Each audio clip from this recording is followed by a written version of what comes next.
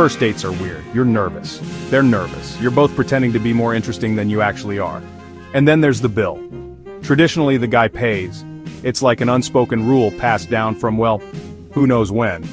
But we're living in 2025 now. Things are different. We talk about equality, about shattering glass ceilings.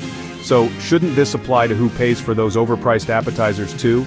The truth is, this question is a landmine of expectations, potential awkwardness, and differing opinions. Some guys still cling to tradition, maybe enjoying the feeling of being the provider. Others find it outdated, a relic of a time when men were expected to be breadwinners and women stayed at home. The answer, like most things in life, isn't simple, it's nuanced, filled with it depends and what ifs. But one thing's for sure, it's a conversation worth having. Let's talk about the elephant in the room.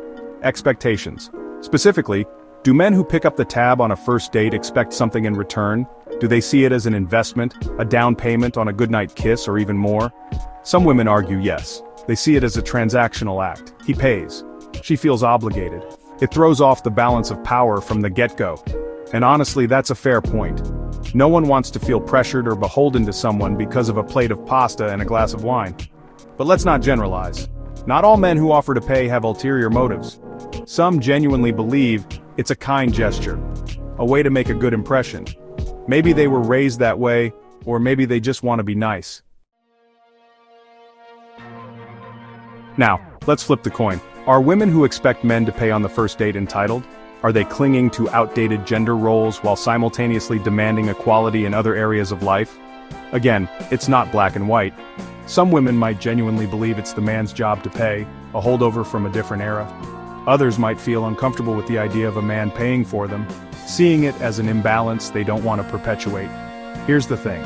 Equality is a two-way street. If we're demanding equal pay, equal opportunities, and equal respect, then shouldn't that extend to who picks up the check?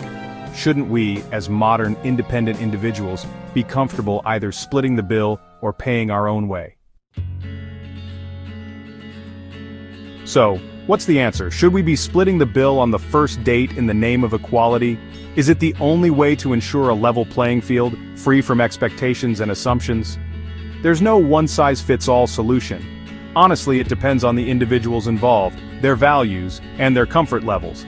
Maybe you're someone who appreciates a gesture like having the bill taken care of, or maybe you'd feel more empowered and respected by splitting it.